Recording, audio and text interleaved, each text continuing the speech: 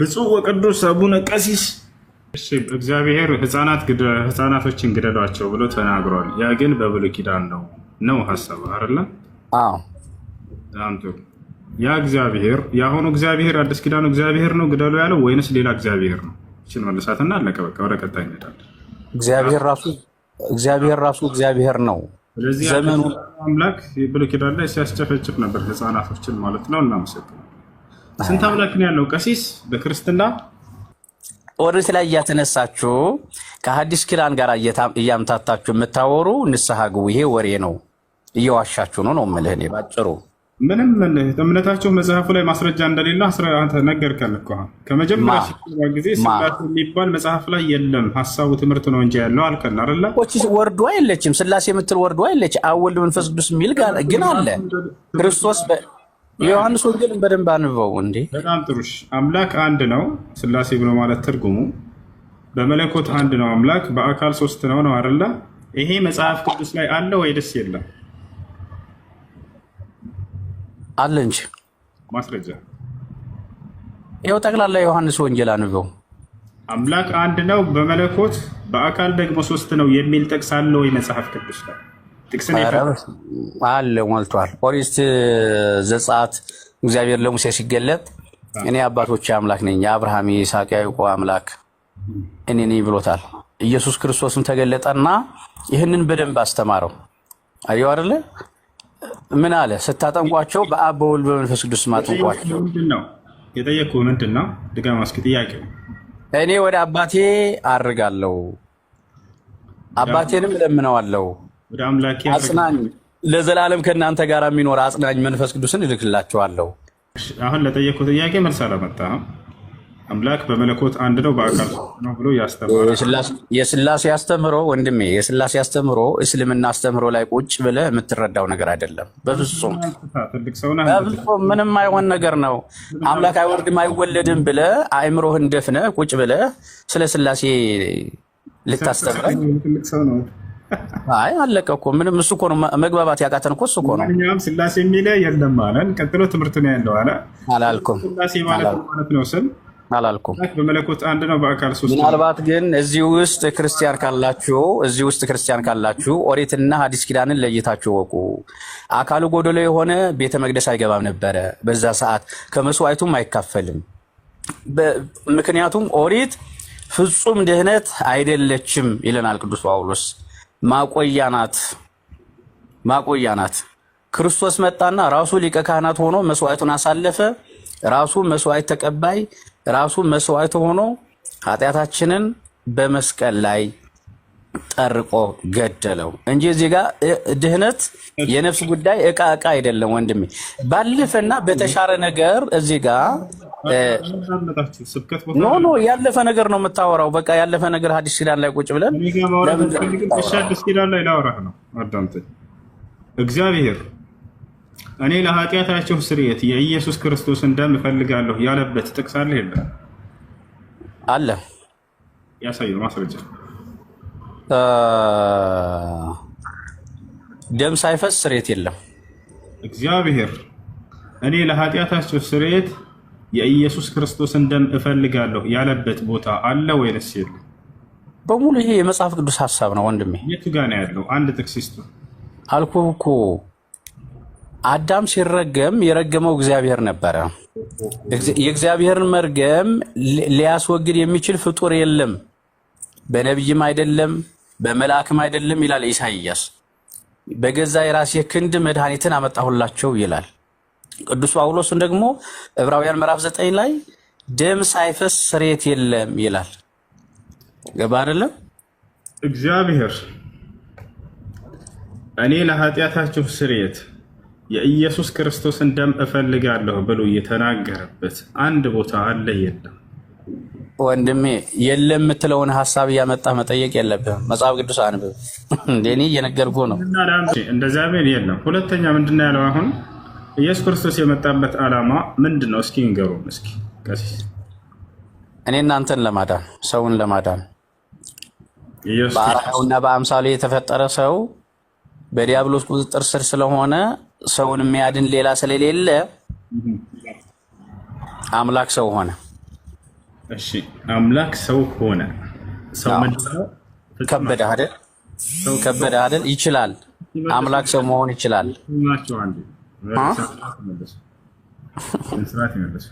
ኢየሱስ ክርስቶስ የመጣው እኛን ለማዳን ነው እያሉ ነው። እንግዲህ ኃጢአት አለብን አይደል? የአዳም ልጆች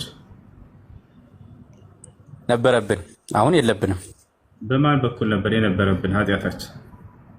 በአባታችን አዳም ነው፣ በአዳምና በሔዋን። በአዳምና በሔዋን ምክንያት የመጣውን ኃጢአት ሊያስተሰርይ ነው የመጣው ኢየሱስ ክርስቶስ አይደለም። ያ ማለት ኃጢአት ልክ እንደ ደም እየተቀዳ ይመጣል ማለት ሳይሆን አዳም በሰራው በደል ከገነት እንድንባረር ሆንን ነው። ቅጣት ደረሰብን። እሺ ኢየሱስ ክርስቶስ ስለዚህ ስለ አዳም ኃጢአትና ስለሰራው ኃጢአት ጉዳይ ምናምን ተናግሯል መጽሐፍ ቅዱስ ላይ። እንኳን የእሱን ኃጢአት ሊያስተሰርይ ተውትና አዳምንና የሰራውን ኃጢአት አንስቷል ወይ መጽሐፍ ቅዱስ ላይ? አምላክን ስራ እንዲህ አድርገህ ዝም ብለህ በአንድ ደቂቃ እንዲህ አይነት ድፍረት አለ እንዴ? በጣም ይገርማቸዋል። ኢየሱስ ክርስቶስ የመጣበት ዓላማ የአዳምንና በእርሱ በኩል የመጣውን ኃጢአት ሊያስተሰርይልን ነው ብሎ ክርስቲያኖች የእምነታቸው መሰረት ይሄ ነው። ግን ኢየሱስ ክርስቶስ ይህን ጉዳይ አለማወቁ አይደንቅም? አዳም ብሎ ስሙን አላነሳም። አዲስ ኪዳን ላይ የአዳምን ኃጢአትንም አንዲትም ትንፍሽ አላነሳትም። ዝም ብሎ ሄዷል። አሳሳቢ ሆነ ይሄ የእምነት ሆነ ይሄን ሳያስተምር ይሄዳል ብላችሁ ታስባላችሁ? መጽሐፍ ቅዱስ ወንድሜ ክርስቶስ የትኛውን ቦታ ላይ አዳም ብሎ ስሙን አላነሳም። ይቅርና ስለ ኃጢአቱ ሊያነሳ ማለት ነው። ዳግማዊ አዳም ነው ቅዱስ ጳውሎስ ነግሮን የለ እንዴ ወንድሜ? ክርስቶስ ዝም ብሎ በመጨረሻው ሰዓት ሙስሊም የሚባል ህብረተሰብ ይመጣል፣ ጥያቄ ያነሳልና ለሱ ጥያቄ እያለ ዝም ብሎ ዛሬ አንተ የምታነሳውን ጥያቄ እንደሱ አይደለም። መጽሐፍት ነገሩን፣ ቅዱስ ጳውሎስ ነገረን። ዳግማዊ አዳም ሆኖ መጣ አምላካችን። አብዱልከሪም አለ ከላይ አንድ ልጅ እስኪ ገብቷል፣ ከእርሶ መማር ይፈልጋል፣ ይወያዩት። እሱ ደግሞ አብዱልከሪም ሰላም አለይኩም። የሚረብሽ ድምፅ አለ? ከድምፅ ራቅ በል፣ አክብራቸው። ቀሲስ ናቸው፣ ብዙ ነገር ያስተምሩናል ገና። አብዱልከሪም እስኪ ሚውተን አንሳና አውራቸው። ቀሲስ ይሰማውታል? ይሰማኛል ወንድሜ ይሰማኛል። እኔ እያልኳችሁ ያላችሁ ዝም ብላችሁ መጽሐፍ ቅዱስን ስላገኛችሁ ይሄ ነው እንዴ ብላችሁ አትደናገሩ፣ አታደናግሩ። ጥያቄ ካላችሁ በስርዓት አንድ አረብ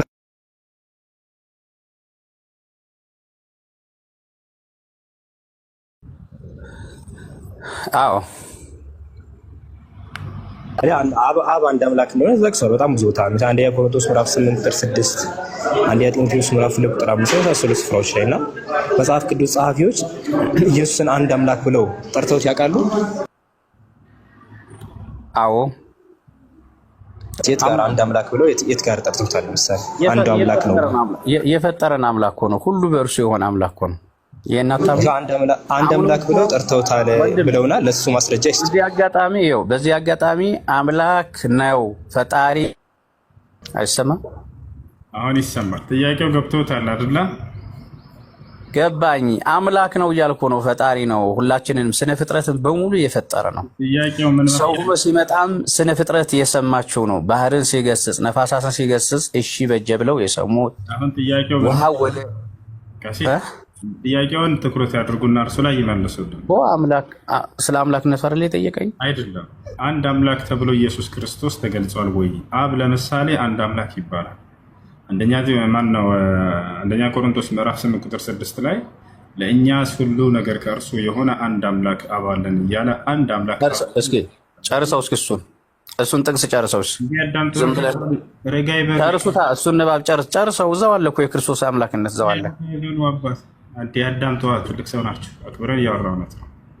አንድ አምላክ ተብሎ አብ እንደተገለጸ ሁሉ ኢየሱስ ክርስቶስ አንድ አምላክ ተብሎ ተገልጿል ወይ ነው ጥያቄ። አሁን ወደ መልሱ ይሄድ።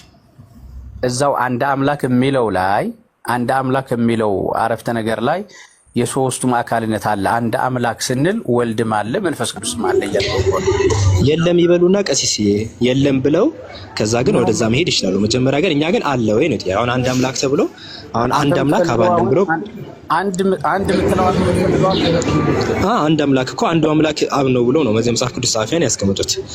አይ አንድ አምላክ ተብሎ ደግሞ አንድ አምላክ ተብሎ አብ እንዳለ ያምናሉ አይደል ቀሲስ? አንድ አምላክ ተብሎ አብ ተጠርቷል። በዚህ እንስማማለን አይደል ቀሲስ? አዎ ልክ ልክ ቆይ አንድ አምላክ መጽሐፍ ቅዱስ የሚጽፈው ነው። እርሱ የሚያምኑትን ሳይሆን መጽሐፍ ቅዱስ የሚለው አንድ አምላክ አብ እንዳለ ያስቀምጣል መጽሐፍ ቅዱስ። አንድ አምላክ ብሎ በግልጽ ማለት ነው በጣም ብዙ ቦታዎች ላይ። በተመሳሳይ መልኩ አንድ አምላክ ወልድ ተብሎ ወልድ አንድ አምላክ ተብሎ ተጠርቶ ያውቃል ወይ? መጽሐፍ ቅዱስ ጻፊያን ወልድን አንድ አምላክ ብለው ጠርተውታል ወይ? አዎ ካሉን ያሳዩን፣ ከሌለ ደግሞ የለም ይሉንና ወደ ቀጣዩ ደግሞ እናልፋለን። ሮሜ ምዕራፍ 5 ቁጥር 9 እስካውጣልኝ መጽሐፍ ቅዱስ ሩቅ ቦታ ስለሆነብኝ ነው። ስራ ቦታ ሆኜ ሮሜ እዛ ክፍል ላይ የለም አንድ አምላክ የሚል የለውም ቀሲስ። አንድ የሚለውን ጨምረህ ነው በራስህ? አንድ አምላክ እኔ አይደለም ጨመርኩት። ለምሳሌ ጳውሎስ ነው የጨመረው። አንድ አምላክ አባለን ነገር ሁሉ ከእርሱ የሆነ እኛም ለእርሱ የሆነን አንድ አምላክ አባለን ብሎ አንድ አምላክ ብሎ የሚያስቀምጠው አብን ብቻ ነው። ኢየሱስ አንድ አምላክ ተብሎ ያውቃል ወይ ነው? አያውቅም ይበሉና ወደ ቀጣይ ሄዱ። ችግር የለውም ቀሲስ። መጽሐፍ ቅዱስ ጠርቶት አያውቅም ማለት ይቻላል። ወርድ ባይ ወርድ ፋላሲ አትስራ። እኮ ወርድ ባይ ወርድ አይደለም እኮ ቀሲስ። ምክንያቱም የመጽሐፍ ቅዱስ ጻፊያን ስላስቀምጡት ነው። ሊትራሊ እየለዩ ያስቀምጣሉ። ከአንዱ እያሉ ያስቀምጣሉ። ቁጥር 4 ላይ ባይዘው ካዩት እኮ ከአንዱ በቀር ሌላ ማንም አምላክ እንዳሌለ እናውቃለን። ካርባል ቁጥር 6 ለእኛስ ነገር ሁሉ ከእርሱ የሆነ እኛም ለእርሱ የሆነ አንድ አምላክ አባለን ብሎ ያስቀምጣል። ሌላ እንደዛ እያለ ብዙ ቦታዎች ላይ ያስቀምጣል። አንድ አምላክ ውጭ ማንም የለም። አንዱ አምላክ አብ ነው ብሎ ነው የሚያስቀምጠው ቀሲስ። አንድ አምላክ ብሎ አብ ብሎ ነው የሚያስቀምጠው ቀሲስ። አንድ አምላክ ብሎ አብን ነው የሚያስቀምጠው። አንድ አምላክ ብሎ ወልድን ያስቀምጣል ወይ ነው እኛ ደግሞ ጥያቄያችን። አዎ አንድ አምላክ የሚለው ውስጥ አብ ወልድ መንፈስ ቅዱስ አለ እያልኩ ነው። አንድ አምላክ ብሎ አብን ይጠራል። አንድ አምላክ ተብሎ ወልድ ተጠርቶ ያውቃል ወይ ነው? የለም ይበሉን ወይ ከሌለ ቀሲስ። እየነገርኩ እኮ ነው። አንድ አምላክ አንድ ባይልም አምላክ ካለ አምላክ ስንል የለም ማለት ነው አይደል ቀሲስ? የሶስቱ እኮ የለም ማለት ነው። አምላክ የሶስት መገለጫ ነው። አምላክ ስንል ቆይ ቀሲስ የጥያቄውንም እንትን አይበሉት አይቀያይሩት። ለምሳሌ መጽሐፍ ቅዱስ ላይ አንደኛ ጢሞቴዎስ ምዕራፍ 2 ቁጥር 5 ላይ አንደኛ ቆሮንቶስ ምዕራፍ 8 እኔ አጣሚ አይደለም አንደኛ ቆሮንቶስ ምዕራፍ 8 ቁጥር 6 ለምሳሌ ለእኛስ ነገር ሁሉ ከእርሱ የሆነ እኛም ለእርሱ የሆነን አንድ አምላክ አብ አለን ብሎ ያስቀምጣል። አንድ አምላክ የሁሉ አባት አለ ብሎ ያስቀምጣል ኤፌሶን ላይ ማለት ነው። ስለዚህ አንድ አምላክ እያለ መጽሐፍ ቅዱስ የሚያስቀምጠው አብን ብቻ ነው። እርሱ አንድ አምላክ ብሎ ወልድን አስቀምጦ ያውቃል መጽሐፍ ቅዱስ ላይ አንድ አምላክ ብሎ። አሁን ጥያቄው ቀሲስ አሁን ከሌለ የለም ይበሉን። መጀመሪያ አንድ አምላክ ብሎ ወልድ ተጠርቶ ያውቃል ወይ? አዎ ያውቃል ወይም አያውቅም ይበሉን። ጨረስክ? አሁን ቆይ እሺ ከጨረስክ ካልጨረስክ እንጠብቅ። ጥያቄ እኮ ነው የጠየቅኩት ቀሲስ። የጥያቄውን መልሱን ነው የምንፈልገው አሁን። እሺ አብ ይኸውልህ አምላክ ስንል የለም ማለት ነው። በቃ ወልድን መንፈስ ቅዱስን እንላለን። ወልድም የአምላክነት ማንነት የአምላክነት ባህሪ አላቸው። ቀሲስ የለም እንዳሉኝ ነው አድርጌ የምወስደው። እሺ ምክንያቱም የጠየቅኩት ጥያቄ አንድ አምላክ ተብሎ በመጽሐፍ ቅዱስ ላይ ወልድ ተጠርቶ ያውቃል ወይ? አዎ ያውቃል ካሉን ይቀጥሉ። አዎ ያውቃል ካሉ ያው መጽሐፍ ቅዱስን ይዘው መጥተው ምዕራፍና ቁጥሩን ይዘው አንድ አምላክ ተብሎ ይጠራበታል። አልፋና ኦሜጋ እያልን እኮ ነው። ራእይ ምዕራፍ 8 ላይ እሱ ሌላ ነው። አንድ አምላክ የተባለውን አልተባለም ይበሉና ታዲያ ከሌለ ወደ ቀጣይ እኮ ነው ራእይ 1:8 ላይ ነው አሁን የጠቀሱት። ሌላም ቦታ ሮሜ 9:5 የመሳሰሉ አሉ። አንድ አምላክ ተብሎ የተጠቀሰበት ከሌለ በቃ የለም ይበሉና እኛ እኮ ወደ እርሱ ወደሚሉት ደግሞ ጥቅሶች እንሄዳለን። ግን የለም የሚለውን እንዲናገሩ እንፈልጋለን። ከሌለ የለም ይበሉ። አይደለም ያልገባህ ነገር እኮ አንተ አውቀህ እኮ እየሰማኸኝ እኮ እንዳልሰማህ እየሆንክ እኮ ነው ያለው። ይበሉ እያልክ በግድ ታስገድድ። እሺ ለመጨረሻ ጊዜ ልጠይቆት ቀሲስ፣ ለመጨረሻ ጊዜ ልጠይቆት ቀሲስ። በመጽሐፍ ቅዱስ ላይ መጽሐፍ ቅዱስ ጸሐፊያን አንድ አምላክ ብለው ሁልጊዜም አብን ነው የሚጠሩት። አንደኛ ቆሮንቶስ ምዕራፍ 8 ቁጥር 6 ላይ አንድ አምላክ አብ አለን። ኤፌሶን 4:6 ላይ እንዲሁ አንድ አምላክ የሁሉ አባት አለ። አንደኛ ጢሞቴዎስ 2:5 የመሳሰሉ ስፍራዎች ላይ አንድ አምላክ ብለው በቁጥር ቆጥረው አብን ነው የሚያስቀምጡት። አንድ አምላክ ብለው ወልድን ጠርተውት ያውቃሉ ወይ? አንድ አምላክ ብለው ኢየሱስ ብለው ጠርተው ያውቃሉ ወይ? አዎ ከሆነ ክፍሉን ያሳዩ አንድ አምላክ ብለው እንደጠሩ፣ ከሌለ ደግሞ የለም ይበሉ። እሺ ምዕራፍና ቁጥር ይንገሩ። ምዕራፍ አንድ አምላክ ያሉበት የት? ለምሳሌ እግዚአብሔር ለምሳሌ ዮሐንስ ወንጌል ምዕራፍ 1 ላይ ያ ቃል እግዚአብሔር ነው ይላል። አንድ አምላክ ብለው ጠርተዋል ወይ ነው ጥያቄ። እሱ ሌላ ጉዳይ ነው። አንድ አምላክ ተብሎ ተጠርቶ ያውቃል ወይ ኢየሱስ? አያውቅም እኮ ብሎ ይገላገሉ። ቀሲስዬ ለምን ይቸገራሉ? እንደዚህ የሚባል ነገር የለም ወንድሜ። አምላክ ስንል ሶስትንም እየተናገርን ነው። የለም ማለት ነው በቃ። ሁሱ ሌላ ጥያቄ አለ። እኔ የለም በቃ የለም በሚለው ይዘነዋል። የለም ቀጥሉ ሁሱ። እሺ በቃ ይሄ እዚህ ጋር ይቃጭ። መጽሐፍ ቅዱስ ላይ በግልጽ ቃል አብ አንድ አምላክ። አንድ ነገር ግን ምነግራችሁ ይኸውልህ፣ አንድ ነገር ምነግራችሁ ቁርአንን በመጽሐፍ ቅዱስ እንረዳለን ብትሉ ብንውል ብናድር አንግባባ። የትኛውን ቁርአን? የለም የቁርአን አስተሳሰብ መጽሐፍ ቅዱስ ላይ አትጫንብን ነው የምልህ። ችግር የለም። መጽሐፍ ቅዱስን በመጽሐፍ ቅዱስ፣ ቁርአንን በቁርአን ነው። ቁርአን ላይ ጥያቄ ካለ ጠይቀኝ። ያው ፊት ነው ጠይቅ። እሱማ እየጠየቁ ማን ይመልስላቸው? ጠይቅ ነው። እኔ ማንም ሰው ይጠይቅ ካለ። እኔ ቁርአን አላነበብኩም። ኧረ ቁርአን ሳታነብ እንዴት ነው የቁርአን አስተሳሰብ በመጽሐፍ ቅዱስ? እየሰማሁ ነው። አይ እችን አውቃለሁ። አንድ አይወርድም አይወለድም እችን አውቃለሁ እንደምትለው ሚስት ያልወለደው ደግሞ ሚስት ስለሌለው እንደሆነ ጋር እንደስ የሚለው የትኛው ነው እንደስ የሚለው? ሚስት የሌለው ሲሆን እንዴት ይወልዳል? የወለደው ሚስት ስለሌለው ነው እንዴ? የትኛው ነው ያለው? አለ እኔ ምዕራፍና ቁጥሩን አላውቀውም። እናንተ ታውቁታላችሁ። እግዚአብሔር ሚስት አለ የለውም ተብሎም አይጠየቅም። ካለውስ መጽሐፍ ቅዱስ ላይ እግዚአብሔር ባል እንደሆነ ካሳየህስ ሚስት እንዳለው ምን ትላለህ? ተው እንጂ ላሳይህ ነው። እኔ ማስረጃ ነው። አንተ በማስረጃ እንደመታወራ አሳይህ ነው። እኔ ግን በማስረጃ ላሳይህ ነው። እግዚአብሔር ባል ነው። በጣም በጣም በጣም በሰላም ሁን ወዳጅ። ና ሳላሳይህ እንዳትጣ ወላሂ ሳላሳይህ ነው ባል እንደሆነ እግዚአብሔር ላሳይህ ነው መጽሐፍ ቅዱስ ላይ ምሳሌ እኮ ነው እሱ። የቱ ጋር ነው ያለው? መጀመሪያ እስኪ ንገረን። ታውቀዋለህ? ምሳሌ ነቢያት ላይ እግዚአብሔር ባልሽ ነው የሚለው። የምን ባል ነው? የማን ባል ነው? ምሳሌ ነው። የባል ተግባር ምንድን ነው? ምሳሌ የበላይ ነው አይደለ? ምሳሌ እዚያ ጋር የለም። ባል ነው እግዚአብሔር ተብሎ ተቀምጧል። እንደዚህ ነው በቃ የምታነቡት። ምሳሌ የሚል የለም አላለም። የቱ ጋር ነው እንደሱ ያለው? ኧረ ሰላሙን ወዳጄ እና አስረዳ። ምሳሌ መሆኑ ቆይ ቀሲስ ወጣ ወላሂ በራሱ ጊዜ ወጣ። እግዚአብሔር ባል ተብሎ ተገልጿል። ሚስት እንዳለው ተገልጿል። አመለጡ ቀሲስ። በጣም ያዝናል። ወይኔ እነዚህ ነው እኮ የሚያስተምሯቸው አይደል? እንዲሁ እሱ እነሱ ለራሳቸው ራሱ አልገባቸውም። አስተማሪዎቹ ራሱ አልገባ። ቀሲስ አሁን ትልቅ ማዕረግ ነው። ባይዘው ቤተክርስቲያኖች ትልቅ ማዕረግ ነው ቀሲስ። ገባቸው? ከነ ዲያቆናት ምናምን ከፍ ያሉ ናቸው እኔ እንደማስበው። እና እነዚህ ናቸው የሚያስተምሯቸው። አስቡት፣ እነሱ ራሱ አልገባቸው። ሳይገባቸው ነው የሚያስተምሯቸው። የያዙትን ይሸመድዳሉ፣ ለሚመጡት ሰዎች ያሸመድዷቸዋል። በቃ ሁሉም እንደዚህ ነው የሚኖረውና ወደ እውነት እንድትመጡ ሁሌም ለኛ ምኞታችን ነው። ብፁዕ ወቅዱስ አቡነ ቀሲስ ወጡ እስከ መጨረሻ።